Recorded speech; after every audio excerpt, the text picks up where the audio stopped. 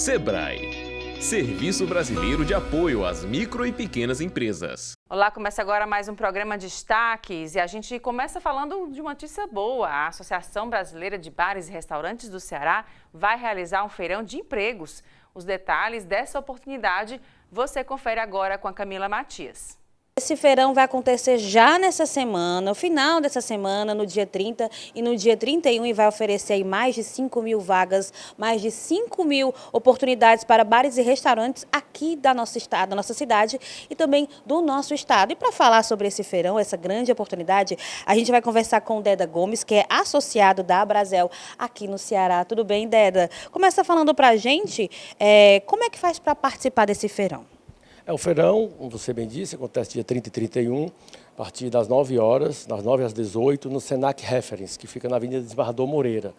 E o feirão, vão ter várias empresas participando.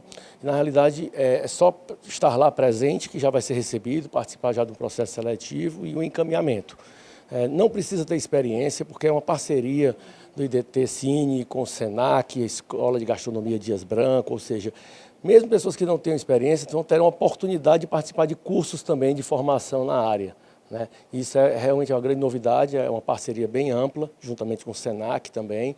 E aí essa parceria vai tanto proporcionar novos empregos, novas oportunidades de trabalho, né, no setor que mais cresce, que é a gastronomia, junto com o turismo, mas também dá oportunidade para as pessoas fazerem uma carreira, né? Não é só um trabalho, é fazer realmente ter um plano de carreira, uma parceria que ela possa realmente prosperar num ramo que é um ramo tão atuante, tão forte no nosso estado. O final do ano vai chegando, né? E mais vagas temporárias começam a aparecer. Essas 5.000 oportunidades são temporárias ou são permanentes? Existem realmente algumas temporárias, mas boa parte é permanente. O setor está demandando realmente de um efetivo maior de mão de obra, como eu já falei, em função do turismo e do crescimento mesmo do segmento. Então, boa parte é trabalho fixo mesmo, não é só temporário. E ainda dá tempo das empresas que têm interesse em participar, se inscreverem, participarem do feirão? Ainda dá tempo, né? Nós estamos na reta final, mas é importante se antecipar, porque a estrutura já está toda montada para receber as pessoas e a gente fazer o melhor trabalho possível, o melhor encaminhamento, né, dessa relação aí trabalho, né, junto com a parceria com os órgãos e com as empresas. Consegue falar para a gente que empresas já estão participando? Temos alguns grupos gastronômicos, né, como no nosso caso o Grupo Host, que são feito por 6 restaurantes, um grupo com 6 operações de restaurantes e bares, né? Empregamos hoje mais de 400 pessoas e tem alguns outros grupos também que fazem parte que vão estar lá presentes. Essas vagas são para que áreas? Assim, garçom, atendente, como é que é? As mais diversas áreas, desde garçom, hostess, que é recepcionista, auxiliares de cozinha, cozinheiros, né? Ou seja, diversas áreas dentro da área da gastronomia. E para a gente ir encerrando, faça o convite para quem quiser participar, para quem está desempregado, está procurando emprego e precisa dessa oportunidade. Participe, está chegando, é uma grande oportunidade de temos bons profissionais junto com boas empresas, né? Como eu já falei, é um setor que mais cresce aqui no estado e aí a gente precisa de uma mão de obra boa, qualificada, né? Estamos prestando também esse trabalho de qualificar as pessoas para que realmente seja um feirão de muito sucesso aí. Participe. Obrigada, Deda, pelas informações. Então é isso, você que está em casa, está desempregado, está procurando emprego, essa é uma ótima oportunidade para você conseguir aí a carteira de trabalho e começar o ano já no azul. São essas as informações, volto com você aí no estúdio. E o Instituto Federal de Educação, Ciência e Tecnologia do Ceará está com as inscrições abertas para o Embarcatec no Ceará, que fomenta a capacitação em tecnologia e de talentos em todo o Brasil. A gente vai saber mais detalhes agora com o Otávio Alcântara. Ele é coordenador-geral do Embarcatec no IFCE. Não é isso, Otávio? Obrigada pela sua presença. Isso mesmo, eu que agradeço pelo convite.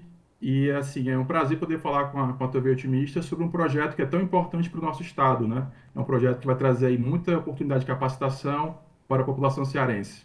Otávio, fala um pouco para a gente da ideia desse projeto, né? E como é que ele está atualmente. Pronto, esse projeto ele é uma iniciativa do Ministério da Ciência, Tecnologia e Inovação, do MCTI, coordenado pela Softex, e aqui no nosso estado ele é executado pelo IFCE. Então, nesse projeto, a gente está trabalhando na capacitação profissional de jovens e adultos na área de software embarcado. Então, a área de software embarcado é uma área muito grande, que ela abrange várias tecnologias que são importantes hoje em dia. Por exemplo, a internet das coisas, a indústria 4.0, você tem aplicações na área de saúde.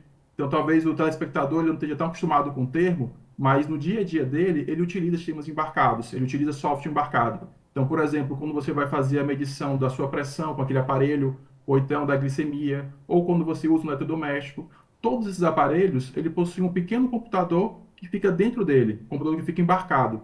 E a ideia do Embarcatec é justamente capacitar jovens e adultos a desenvolver esse software, esse programa que vai dentro desses dispositivos. Então, você pode imaginar a grande quantidade de aplicações que nós temos na indústria, né? Então, assim, há uma demanda gigantesca de profissionais capacitados e o Embarcatec vem para resolver essa demanda, né? Ele vai trazer oportunidade de capacitação para os jovens e adultos que já cursam alguma graduação ou pós-graduação nessa área, bem como para aqueles que já terminaram. Então, a oportunidade de dar um passo na construção de uma carreira na área de tecnologia. Otávio, tem muito, a gente viu ultimamente muito em alta essa área, né, de tecnologia, deu um boom aí, justamente tudo é tecnológico, automatizado, otimizado, né, as empresas também buscam isso, e aí falta mão de obra qualificada, vocês têm notado essa questão? Falta mão de obra, a gente percebe isso a nível mundial, não é só um problema do Brasil. O Brasil tem um problema mais grave em relação a outros países desenvolvidos no mundo, porque eles conseguem atrair mão de obra, né, de fora para lá, e aqui no Brasil a gente tem uma escassez de profissionais muito grandes, tá? Então, embora tenha um grande trabalho feito pelas universidades, pelos institutos federais em gerar mão de obra, mas ainda não é o suficiente para poder atender a demanda que tem do mercado. Então, um programa como esse, do Embarcatec, né, que o MCTI está promovendo junto com o IFCE, é importantíssimo porque ele vem para resolver esse problema. Existe um abismo aí, às vezes, entre a formação do aluno e aquilo que o mercado necessita. E o Embarcatec ele foi desenhado justamente para atender aquilo que o mercado precisa. Por quê? Ele vai unir as três pontas. Ele vai unir o aluno, a academia e as empresas. Porque em uma das fases do Embarcatec, né, que é um programa, ele vai ser dividido em duas fases, né, falando um pouquinho sobre ele. A primeira fase, ela é EAD, o aluno vai contar com todos os recursos de sistemas, simuladores, ele vai receber na casa dele uma placa para poder desenvolver as suas aplicações embarcadas, e vão ser 1.000 vagas para esses alunos, para todo o Ceará. Então, pode ser escrever gente de todos os municípios do Ceará. Desses 1.000 alunos, 100 vão ser selecionados a partir do desempenho deles durante o curso, nas avaliações, e esses 100 vão ser convidados para uma residência tecnológica. Nessa residência tecnológica, eles vão ter a oportunidade de trabalhar dentro de uma empresa ou de um laboratório de pesquisa. E aí que vem vamos dizer assim, a grande vantagem desse programa, porque o aluno vai estar inserido em um ambiente real de trabalho, ele vai estar desenvolvendo projetos reais, com demandas de mercado. Então, a gente consegue juntar essas três pontas. E tem um bônus adicional, que na residência tecnológica, o aluno vai receber uma bolsa de R$ 3.100 durante um ano. Então, ele vai ter um ano para poder realizar a formação, se preparar, vai ter contato com profissionais do mercado, ele vai começar a construir uma carreira na área de tecnologia, que é uma área que realmente está precisando de gente, tem uma demanda muito forte, tanto agora quanto para o futuro. Como você bem disse, né? Todos os produtos que nós consumimos hoje em dia, eles são tecnológicos, eles têm um processador, eles têm um computador, eles têm um software, né? Então, alguém precisa estar ali para desenvolver esses produtos e para pensar nos próximos produtos. Então, assim, para o desenvolvimento do nosso país, para o desenvolvimento do nosso estado, é importantíssima uma iniciativa como essa, porque ela vem para resolver esse problema. Otávio, só relembrando, quem pode fazer parte, as inscrições vão até quando? Pronto. Então, qualquer pessoa maior de idade que esteja cursando um curso técnico, superior ou pós-graduação nas áreas de tecnologia da informação e comunicação, engenharias e exatas, pode se inscrever. Profissionais já formados nessas áreas também podem se inscrever, tá? As inscrições estão abertas até o dia 3 de novembro. Nós temos um site chamado embarcatec.ifce.edu.br.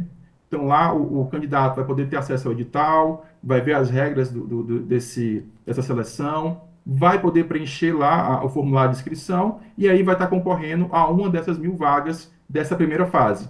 Essa primeira fase são 3 meses, começa agora meados de novembro, de 18 de novembro começa a primeira fase, então são 3 meses de curso à distância, o aluno vai aprender em casa, mas usando tecnologias bem modernas. A gente criou um conteúdo que ele é compatível com o conteúdo que você vê em universidades do mundo todo. Então, o aluno vai ter acesso a um conteúdo de alta qualidade. A gente está utilizando metodologias ativas de educação, Então, tem toda uma trajetória de gamificação dentro do curso para o aluno poder se engajar e fazer esse aprendizado mais rico, mais assertivo. Então, assim, tem toda uma estratégia pedagógica que foi traçada para esse aluno em casa, com o auxílio dos mentores que vão estar disponíveis para ajudá-lo, poder realizar essa formação.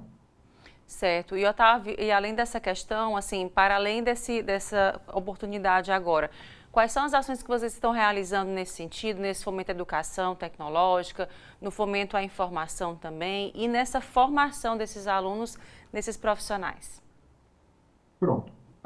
Quando a gente pensa esse programa está sendo realizado não só no Ceará, são 5 estados, mais o Distrito Federal. Então, você juntou aí uma gama de profissionais de 6 instituições que trabalharam juntos para criar estratégias pedagógicas para a formação dessa mão de obra, sempre voltado com olhar para o mercado. Então, a gente não perde esse olhar, porque a gente está formando um curso de ensino profissionalizante. Então, o aluno que vai entrar no Embarcatec, ele está sendo formado para atuar no mercado, para atuar de forma criativa, de forma inovadora e também de forma empreendedora.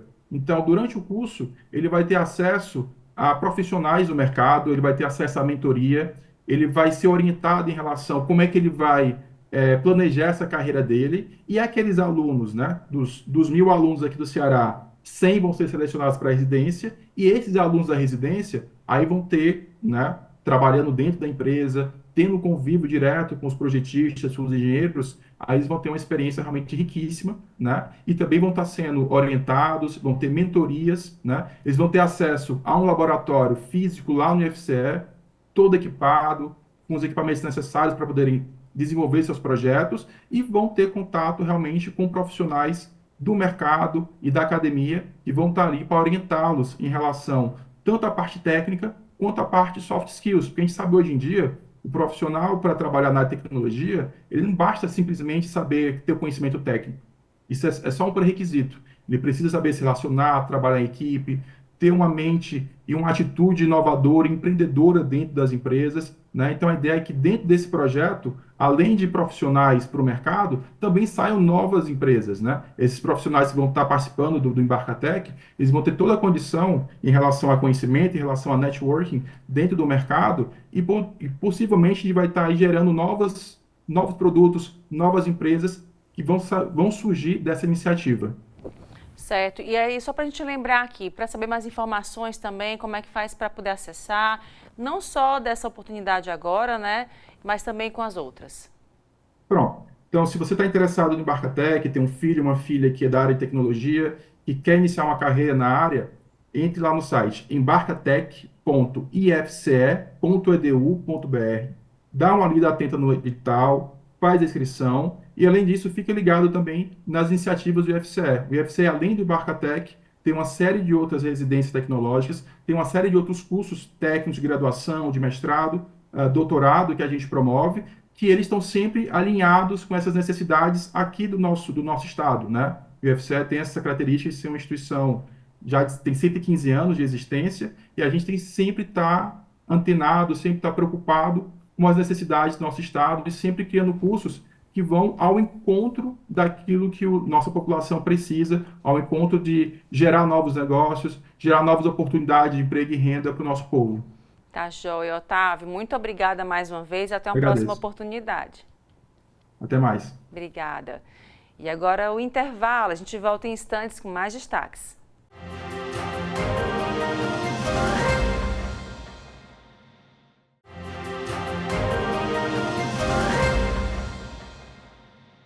E o assunto agora é saúde. Pequenos hábitos podem fazer uma grande diferença na prevenção de doenças bucais e na manutenção da saúde geral. A repórter Camila Matias foi conversar com uma especialista para saber que hábitos são esses. O mês de outubro é todo voltado para os cuidados com a saúde bucal. E você sabia que pequenos hábitos diários, ali na sua rotina, quando você acorda, quando você vai dormir, podem modificar totalmente a saúde dos seus dentes, até a saúde do seu organismo? Pois é, isso mesmo. E para falar desse assunto, a gente vai conversar com a doutora Raquel Fitterman, que é dentista, não é isso, doutora? Começa falando para a gente que hábitos são esses que podem mudar a saúde da nossa boca e também do nosso organismo, do nosso corpo de forma geral.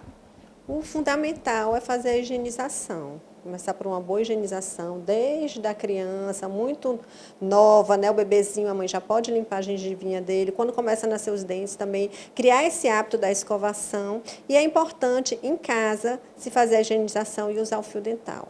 Existem doenças que são associadas, né? Que nascem na boca, que podem encadear problemas no coração, problemas no pulmão, podem causar AVC. Os problemas no dente, eles não ficam isolados na boca, eles podem evoluir, eles podem ir para o corpo e causar doenças até mais sérias.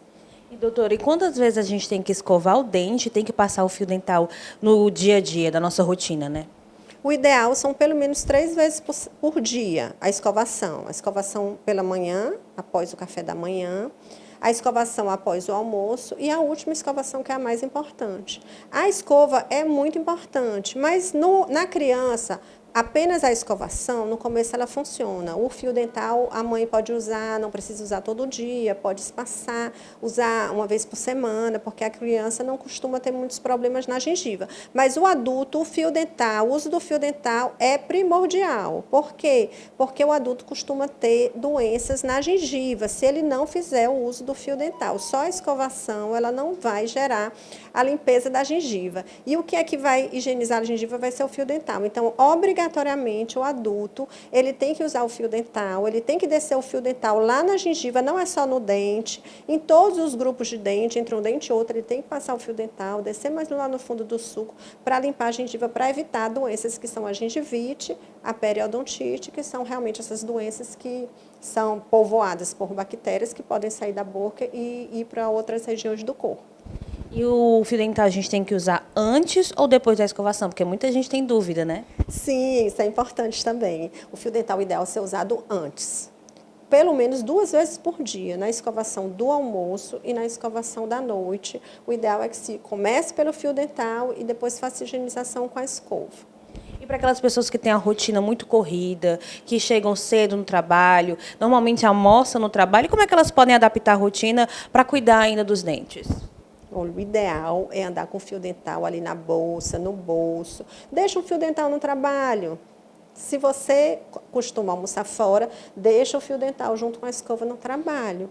Por quê? Porque se for uma coisa esporádica, um dia no mês eu almoço fora, mas se for uma coisa frequente, regular, o ideal é deixar o fio dental junto com a escova e a pasta de dentes. É muito importante o uso do fio dental.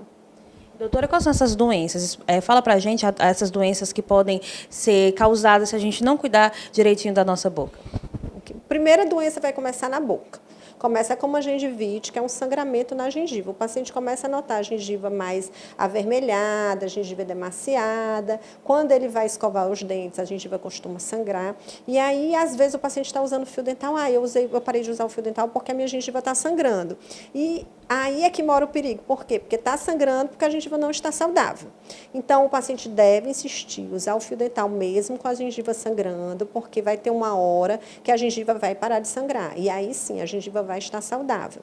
A gengivite, se ela não for cuidada, ela vai evoluir para uma periodontite, que é o quê? A gengivite, as bactérias estão só na gengiva. A periodontite já é uma evolução da gengivite, e aí ele já vai envolver todos os tecidos de sustentação dos dentes, vai envolver a parte óssea, a gengiva vai descendo, vai retraindo, vai aparecendo, o dente vai ficando com mobilidade, vai aparecendo a raiz, e muitas vezes o paciente, se ele não cuidar logo, ele pode perder o dente. Nessa hora, a bactéria que está na boca, ela pode realmente... É mais comum ela ir para o coração. Ela causa uma inflamação nos tecidos de revestimento do coração, que é uma doença que a gente chama endocardite bacteriana, que é muito comum isso acontecer, mas ela também não pode ir só para o coração, ela pode ir para outros órgãos, como eu já falei. Eu tenho pacientes que já tiveram AVC por conta de problemas de infecção na boca, pode levar a partos prematuros nas grávidas e muitos outros problemas. A boca, ela não está isolada, ela faz parte do corpo, então é importante cuidar da boca, cuidar da saúde bucal para ter uma saúde sistêmica. A gente tem que ter essa rotina diária de cuidados, mas a visita ao dentista também é fundamental, né? De quanto em quanto tempo os pacientes têm que vir no consultório, se consultar, saber se está tudo bem. Esse tempo de visita ao dentista, ele vai depender. O profissional aqui realmente vai dizer de quanto em quanto tempo o paciente precisa vir.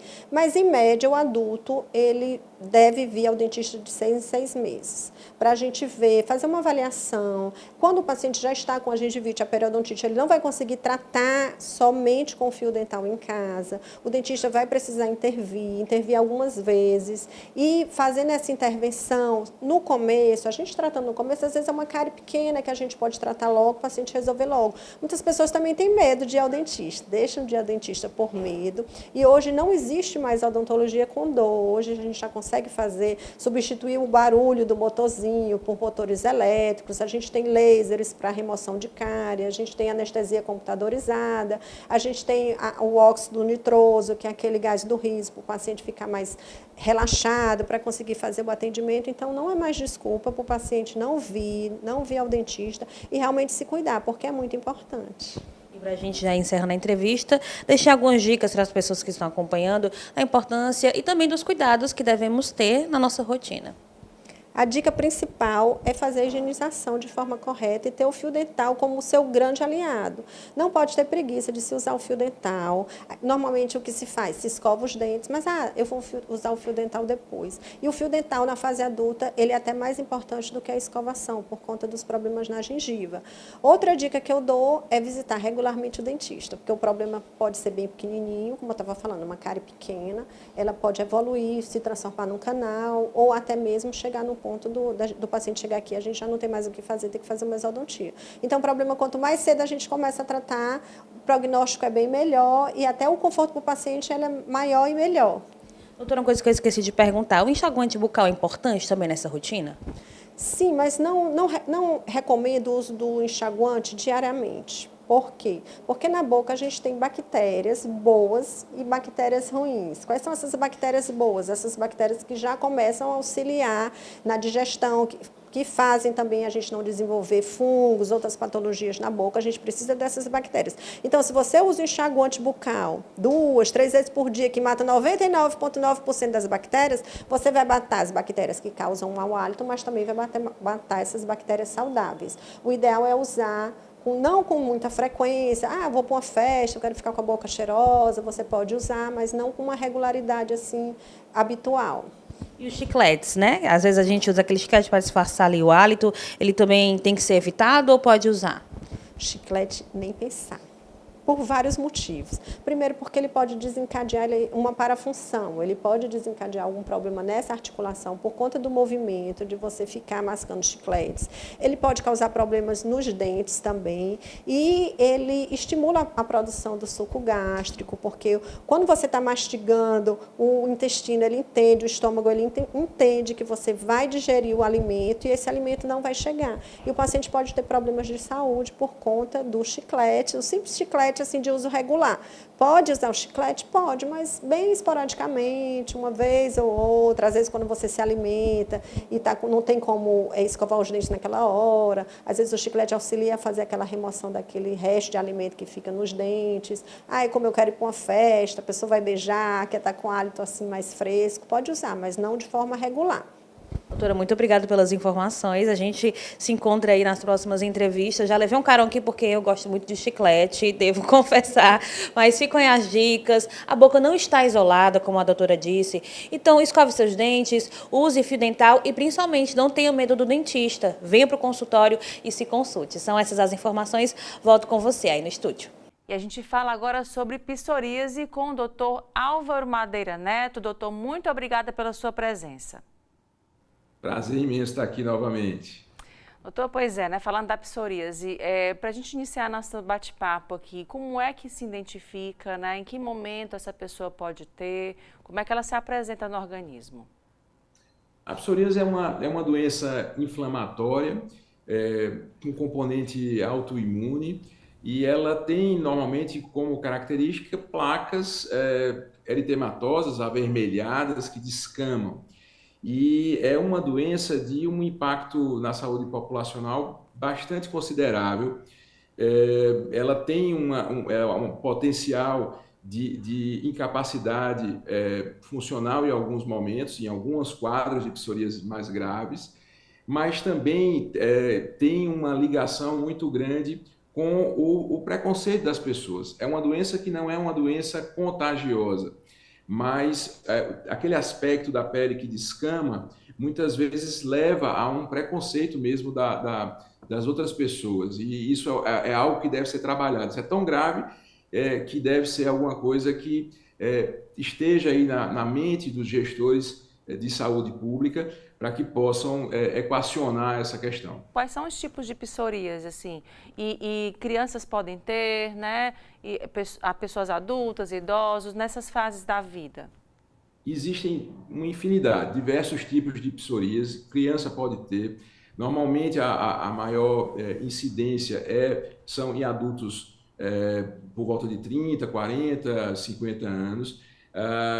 Você pode ter a psoríase na unha, você pode ter a psoríase em regiões de cotovelo, mas assim, o importante é a gente procurar fazer esse movimento aí de desmistificar o quadro e de fato, propor aí um acompanhamento médico sempre.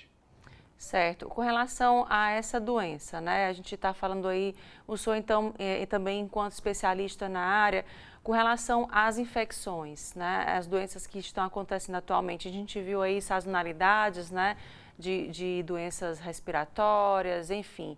O que a gente deve esperar agora para esse final de ano, um período de férias chegando, né, já se aproximando, de férias também, e o que a gente pode esperar e já se preparar? A gente sempre lembra aqui, né, de atualizar o calendário vacinal, de se atualizar na alimentação, fazer alimentação saudável, naquela cartilhazinha que a gente conhece. É uma cartilha que a gente conhece, aí indo para esse outro grupo de doenças que não mais a psoríase, mas assim, a gente está se aproximando aí do verão, estamos caminhando para um período ainda mais quente, então é importantíssimo que a gente tenha, sim, o calendário vacinal em dia, para prevenir todas aquelas doenças que a gente sabe que são fundamentais, que haja uma prevenção pela vacina, e também manter sempre hábitos saudáveis. Então, as medidas preventivas devem sempre ser o carro-chefe de qualquer gestão, de qualquer política. Então, uma boa alimentação, uma atividade física regrada, um acompanhamento médico também regular e exames também, claro, que quando necessários, para que garantam aí uma vida saudável e também para que a gente chegue nessa época de verão também todo mundo muito saudável. Voltando só um pouquinho ao assunto da psoríase, doutor, com relação à identificação, né? O senhor falou aí com relação às pessoas que têm, né? E muito do preconceito das pessoas olharem, né? Não querer chegar perto, achar, né? Por ignorância, né? Por preconceito, né? Pré-entendimento do que seja, até como se fosse lepra, enfim, algo que voltado a algo que possa ser contagioso, né? Excluem aquela pessoa, né? Olham assim, não querem por perto. A gente precisa informar cada vez mais sobre essa doença e que não tem isso, né? Pelo contrário, tem que ter acolhimento. Isso. E aí, teu programa, mais uma vez, é fundamental nesse processo. É importante que a gente promova o acolhimento sempre. E a gente vive uma época de tantas polarizações, né? Ou de tanta polarização. E a gente deve realmente lutar por um caminho de inclusão, deve lutar por um caminho de acolhimento, de respeito ao próximo, e eu acho que no caso específico dessa doença é algo que é bastante marcante. Você tem estudos que apontam que mais de 50% das pessoas que têm psoríase têm também aí algum quadro depressivo, muitas vezes associado aí ao preconceito que existe e que está ligado à doença. Existem momentos da vida que essa pessoa pode ter um quadro mais agravado, crises, assim, em que momento ele é controlado, em que momento podem haver crises e piora desse quadro? Existe uma relação próxima com o nível de estresse, nível de ansiedade, Isso, de alguma forma, não se sabe exatamente como, mas deflagraria ali um processo inflamatório que muitas vezes está equilibrado. Então, por isso é importantíssimo que a gente consiga que haja um equilíbrio tanto da parte orgânica, enfim, digamos assim, com as medicações. Existe um vasto leque aí de terapêutica que deve ser usado e que pode ser usado, mas também a gente deve equilibrar com a questão emocional, com um acompanhamento também psicoterápico em alguns casos, fundamental. Pois é, aí no caso também a medicação, depende de cada caso, e essas receitas aí milagrosas, né, que a gente vê na internet, cada vez mais a gente é bombardeado por informações de receitas milagrosas, de chás, de loções, né, de produtos que possam ser utilizados, tem que ter cuidado com isso. Perfeito. Eu acho que a primeira, um dado importante, um dado realmente muito importante é fugir sempre de situações que ofereçam facilidade e milagres dessa forma em relação à saúde. Existe um leque, como eu falei, de medicações que vão ser usados de acordo com o caso. Então, casos leves têm um determinado grupo de medicações, e até casos que caminhem para uma extensão maior também, ou fototerapia. Enfim, existe realmente uma gama terapêutica bastante ampla que deve ser utilizado pelo médico, né? Então, normalmente, o médico que acompanha a psoríase são os dermatologistas e também os reumatologistas, e devem ser esses profissionais que estejam aí à frente desses tratamentos. Doutor, e o sol, né? A gente está num local muito quente, né? Sol praticamente todo dia, né? E o calor também. Em que momento isso afeta a pele da pessoa, né? Pode agravar o quadro? Quais são os cuidados ao sair ao sol, né? Ir à praia, passear? Essa pessoa tem que ter um cuidado redobrado? A pessoa que tem psoríase, sim, tem que ter um cuidado redobrado, tem que ser bem orientado, e aí não dá para a gente falar de uma forma muito genérica agora aqui, porque tem que ser, essa exposição ao sol tem que ser individualizada de acordo com o quadro, a extensão, a gravidade do caso.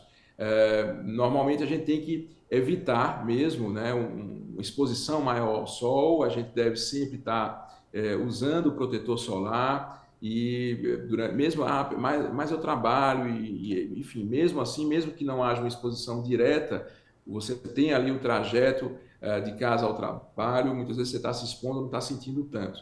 Então é importante, sobretudo a gente aqui que mora no Ceará, que é uma terra linda, mas que tem muito sol mesmo, e vamos ter mais sol aí nos próximos meses. E a gente consegue diferenciar, doutor, o que seria psoríase, né, do que seria apenas uma alergia ou uma dermatite de contato, digamos assim, né? Encostei em algum canto que eu não sabia que eu tinha alergia, eu estou usando algum produto que tem um princípio ativo que eu não sei que é alergia. Como é que eu consigo diferenciar? Não, isso aqui é psoríase. Sempre a gente batendo na tecla, né? Consultar com o médico antes para poder saber. Isso, mas normalmente a psoríase, ela descama, a pele descama, sai umas espículas, sai realmente pele ali, ela vai saindo, e a característica é aquela pele esbranquiçada descamando intensamente, diferente da uma alergia só, por ter encostado ali numa região, vai ficar só avermelhado, às vezes fica só um pouquinho de edema. No caso da psoríase, você, além da vermelhidão que fica abaixo dessa camada que está ali descascando, você tem a vermelhidão e a camada descascando, diferente só de um processo alérgico ali, um processo inflamatório. Uma pessoa ela pode ter a vida dela plena e na terceira idade, digamos assim, apresentar psoríase? Isso pode acontecer? Pode acontecer. O mais comum é acontecer antes da terceira idade, de fato, mas pode acontecer. A gente sabe que no Brasil a gente tem uma prevalência aí em torno de 1% da população tem psoríase. Então, a gente vê aí quantos milhões, né, de brasileiros que têm esse quadro e que realmente precisam de orientação e tratamento. E também, nesse caso, quem tem filhos, né, quem apresentou um quadro de psoríase, pode passar para os demais descendentes, ou teve alguém da família, pode pesquisar para saber se alguém teve também? Ela não passa, mas tem um componente genético. Então, você sabe que pais com psoríase terão uma probabilidade maior de ter ali um filho com psoríase. Não é 100% essa regra, não é que necessariamente vai acontecer, mas você terá sim uma probabilidade maior de ter a doença. A alimentação também pode ocasionar, né? A alimentação, ingestão de água, bebida alcoólica, muita gordura. Você pode ter até alguma relação, né? Mas normalmente, como eu falei inicialmente, a gente não tem muita noção ainda, por mais que existam estudos e pesquisas, do porquê aquela pessoa tem a psoríase. Existem alguns fatores que podem desencadear aquele quadro, né? Então, alguns estudos relacionando aí com alguns alimentos, muitos estudos relacionando com o fator de estresse e ansiedade como deflagrador do processo da psoríase. Tá joia, doutor. Muito obrigada pela conversa, os esclarecimentos. Sempre lembrando, né? A gente sempre aqui trazendo informação de qualidade. Muito obrigada. Eu que agradeço. Um abraço. Obrigada. E agora o intervalo. A gente volta já já.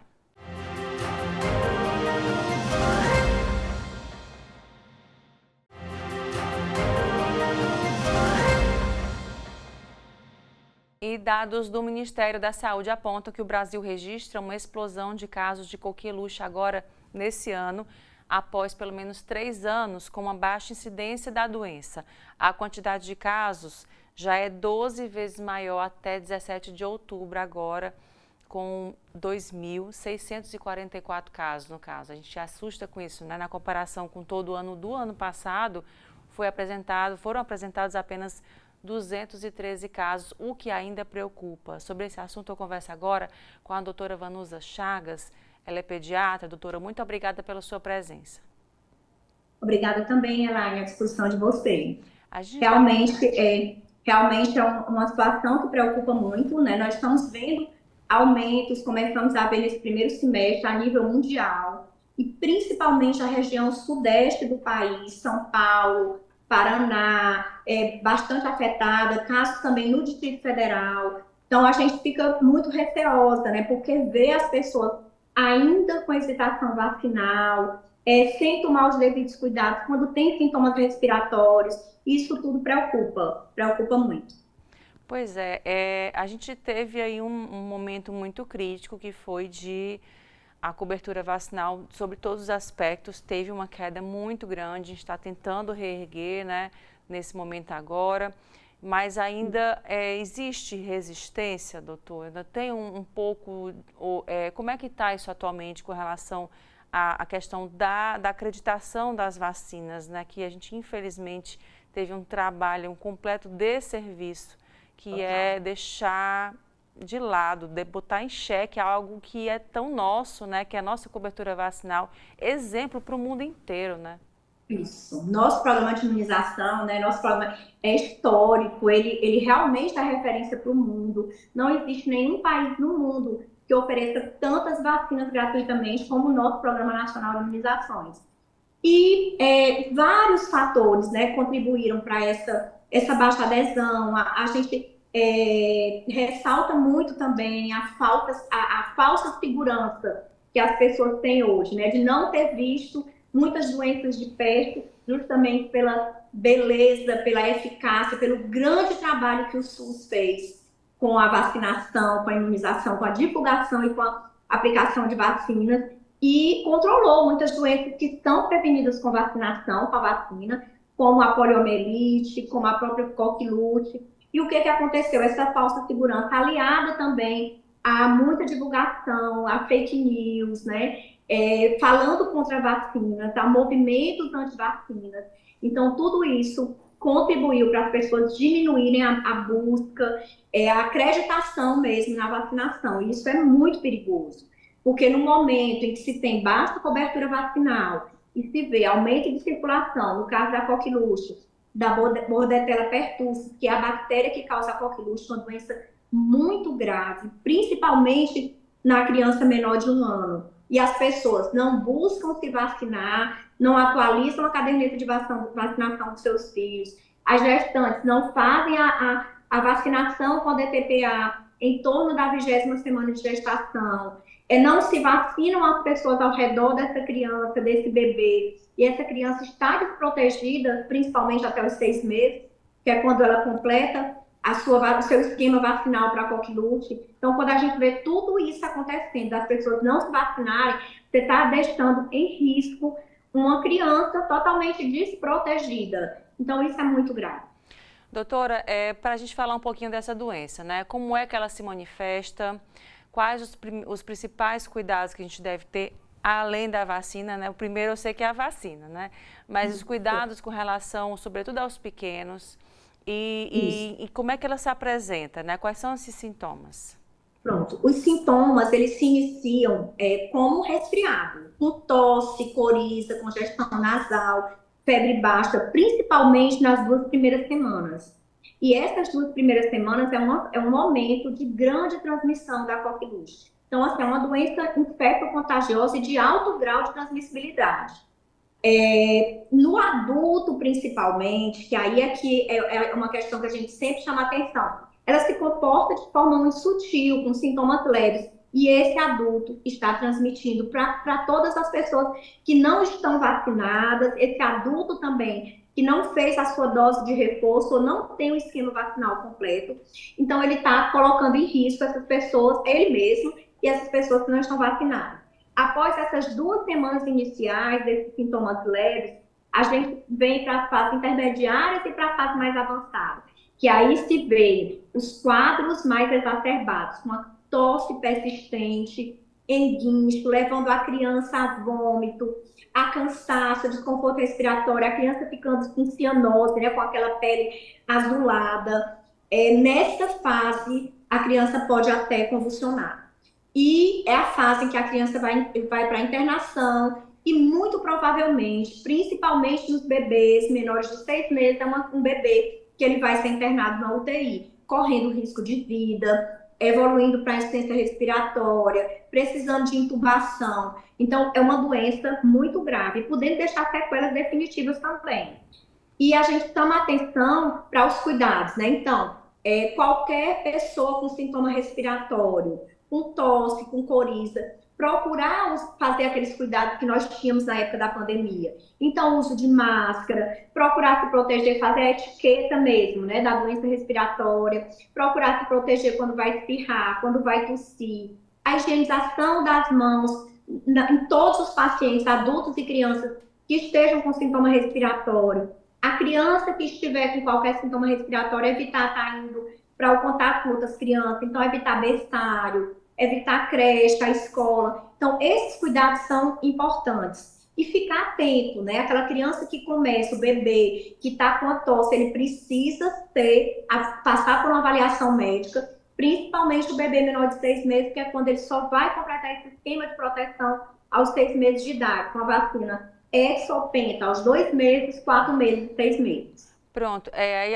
a minha dúvida com relação aos adultos, né? A senhora falou que o esquema completa até os 6 meses, não é isso? Isso. E depois... os reforços com 1 ano e 3 meses e aos 4 anos de idade. Pronto, então a gente tem que relembrar dos reforços, né? E a importância dos reforços. Queria que a senhora falasse um pouquinho sobre isso. Pronto. Sempre a gente chama atenção que o reforço da vacina, ele existe para justamente manter o nível de proteção, manter esse anticorpo de proteção em níveis ideais para inibir a evolução da doença. Então, além dos reforços da criança, é importante que o adulto saiba que, por exemplo, a gestante, em cada gestação, ela precisa fazer a vacinação com a DTPA. Cada gestação, para esses anticorpos, eles passarem para o feto através da placenta. Então, é o primeiro passo importante na proteção que o adulto pode fazer nesse sentido. O outro que a gente chama atenção é que as pessoas que vivam em contato com esse bebê, com essa gestante, com essa lactante, ela também faça a vacinação, que a gente chama de estratégia, a estratégia ao redor da criança, né, para proteger essa criança da contaminação, esse bebê. E nós, profissionais de saúde, pessoas que ter um contato com a criança em berçários, creches, doulas, parteiras, consultoras de amamentação, todo mundo que esteja envolvido nesse processo de cuidado com o bebê e com a criança também precisa estar vacinado. Inclusive, na rede pública, esse ano o Ministério da Saúde ampliou justamente para as professoras, os cuidadores de creche, de escolas, para doulas, para também terem esse benefício da vacinação, do acesso à vacinação com a DTPA. Esses profissionais, mesmo com esquema completo, e mesmo que ainda não tenham 10 anos de vacina, que tenham feito essa vacina, eles precisam se vacinar novamente no momento desse, em que vemos aumento da circulação da bactéria que causa a coqueluche, da Bordetella pertussis. A população em geral, esse reforço é feito a cada 10 anos com a vacina, que protege também contra o tétano, e que tanto os adultos se esquecem de fazer. Então, é importante que todo mundo esteja atento, que vá aos postos de saúde, que leve sua caderneta de vacinação para que seja avaliada e receba a orientação adequada e a vacinação necessária. Certo. Doutora, por exemplo, assim, a gente que já tem uma idade legal, né? A gente já disse, poxa, não lembro, não sei onde eu botei minha caderneta. Eu posso tomar? Né? Quais são as vacinas que eu tenho que tomar? Se eu não sei como está meu esquema vacinal, eu começo meu esquema vacinal do zero. Então, precisa ser feito um esquema completo com as 3 doses para proteção. Então, no caso, assim, essa que a senhora falou, tétano, coqueluche e difteria, difteria, tétano e coqueluche. E para o adulto, a cada 10 anos ele precisa fazer esse reforço. E como é importante, né? Porque a gente vive se acidentando, levando arranhões. Então, a gente está falando da coqueluche, mas não esquecer que o tétano é uma doença gravíssima, que tem um índice de mortalidade muito alto e que também precisa ser feita a proteção. E a gente nem se atenta a isso, né? A gente fala muito nas crianças, a gente não se atenta na nossa idade, né? Então, a cada 10 anos, você pensa assim, há 10 anos atrás, será que eu me vacinei? Vou me lembrar aqui nesse decorrer, não teve vacinação? Vai no posto e se vacina, né? Se vacina, isso. Tem acesso à vacinação. Né? Então, a gente deixa de se proteger porque não vai na unidade de saúde, porque não busca essa proteção que é oferecida gratuitamente. Agora, doutora, com relação, a senhora falou, né? E aí, quando você vai no posto de saúde, você solicita a vacinação, aí entra no sistema, né? Então, a partir de lá, já está justificado. Olha, não, você tomou, tem 7 anos, ou então tem 10 anos, tá bom de tomar de novo. Exatamente. Então, todos esses registros são feitos no programa do SIPNI e estão lá, estão guardados qualquer vacinação que a gente tenha feito. Então, por isso que é importante a ida à unidade de saúde para verificação. E até hoje tem aplicativo também que você vai atualizando já com os seus dados de vacinação. E também você fica tendo acesso de forma bem prática. Doutora, e continuando com a senhora aqui nesse tema, quais são as novas vacinas, né, que a gente tem agora dispostas à população e as que estão por vir, né? O que a gente tem de novidade nesse sentido com relação à imunização? Pronto, a gente teve agora há pouco a chegada de uma vacina para gestante contra o vírus sincicial respiratório. É uma vacina que ainda só está presente na rede privada, nas clínicas de vacinação, mas que há uma previsão para o próximo ano, no segundo semestre, essa vacina também vai para a rede pública. É uma vacina que ela protege o bebê por 6 meses, ela é feita na gestante, em torno da 24ª à 36ª semana de gestação, e ela protege o bebê contra uma doença gravíssima, que é a bronquiolite, que é causada pelo vírus sincicial respiratório. É também uma doença como a coqueluche, que tem um alto índice de mortalidade de internação das nossas crianças, e vai deixar o bebê protegido num período de extrema imaturidade do sistema imunológico. A outra vacina também que está chegando, tem uma perspectiva já da pneumocócica 13 valente, da Prevenar 13, de ir para a rede pública. Já é uma luta grande da Sociedade Brasileira de Imunização, de pediatras, nesse sentido, e a gente vê cada vez uma sinalização mais positiva de que ela entrará também em breve na rede pública, que é uma vacina importante, porque ela contempla o sorotipo 19A, que hoje é o principal sorotipo causador de meningite pneumocócica e também de doenças pneumocócicas invasivas. E na rede privada vai estar chegando a pneumo 20, que já é um grande avanço também, com a cobertura maior. Estamos aguardando agora já para novembro essa vacina chegar. Doutora, a gente que acompanhou, até a gente já conversou várias vezes também aqui no Destaques, na TV Otimista, sobre essa questão da pandemia, né, e das doenças que viriam depois. A gente, nas conversas, era praticamente esperado, porque as pessoas não tinham muito contato umas com as outras, passaram a ter contato, as doenças vieram, né, às vezes mais fortes do que a gente pensava, uma gripe mais forte, né, até evoluindo para casos de pneumonia. Isso foi relacionado mesmo, correlacionado, era de se esperar, e esse quadro continua, ou ele deu uma baixada nesse sentido dessas gravidades, de uma gripe mais forte, de uma pneumonia já por decorrência de uma gripe mal curada, que digamos assim, né? Isso se apresentou? E assim, era esperado, a gente já sabia que ia haver um aumento de muitas doenças, até porque estávamos todos resguardados, nossas crianças não estavam frequentando escola, todo mundo estava usando máscara, né? Estava no isolamento social. E nessa volta, a gente viu realmente uma maior incidência de doenças, muitas doenças respiratórias, muitas doenças alérgicas, um aumento grande de dermatite atópica, e isso era esperado. E também a gravidade com que isso tem se apresentado. Né? A gente sabe, por exemplo, vários casos notificados de Covid longa, então pessoas ainda com sintomas, com sequelas ainda dessa Covid que tiveram, tanto crianças quanto adultos, e as doenças têm se apresentado de forma mais grave, mais insidiosa e abrindo quadros que rapidamente levam à internação. Então, recente a gente viu inúmeros casos de pneumonia silenciosa. Então, as pneumonias graves, as crianças internando, e as pessoas precisam ter cuidado, precisam não esquecer que a gente ainda está num momento muito delicado, né? Quando nós avaliamos as semanas epidemiológicas, a gente ainda vê muito caso de Covid em criança, adultos e idosos, mas muito em crianças e idosos. Ainda vemos muita circulação de influenza. Agora mesmo, no sul do país, em São Paulo principalmente, a gente está vendo relatos de colegas, relatos na própria mídia, de muitos casos de influenza tipo B, e as pessoas precisam se vacinar, né? Tá aí a vacina da influenza disponível na rede pública, e todo ano é baixa a cobertura vacinal. Então, as pessoas têm que abrir o olho e procurar se proteger como podem. E não é só correr depois que está tendo surto, né? A gente fazer isso antes de se prevenir, né? Proteger o outro. Eu sempre digo, contra o arrependimento não tem vacina. É verdade. E sobre a pneumonia, doutora, com relação ao pessoal da terceira idade, né? Ao público idoso, quais são esses cuidados que a gente tem que ter, só para a gente relembrar aqui?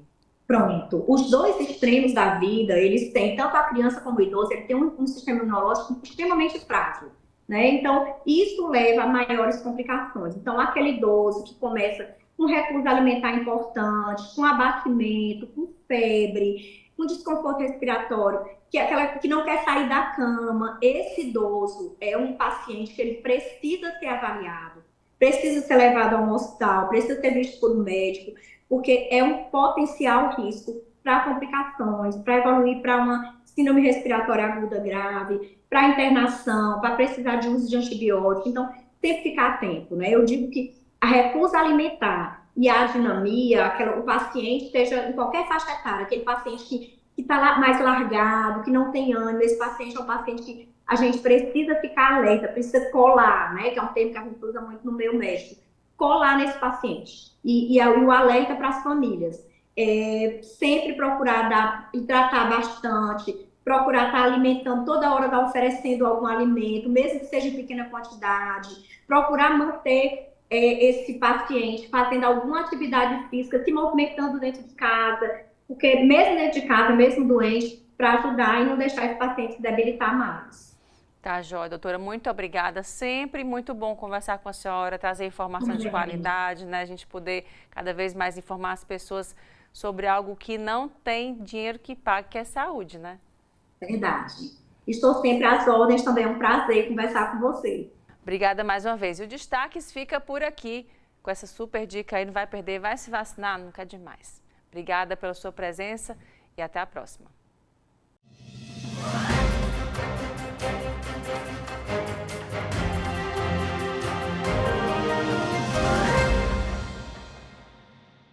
SEBRAE, Serviço Brasileiro de Apoio às Micro e Pequenas Empresas.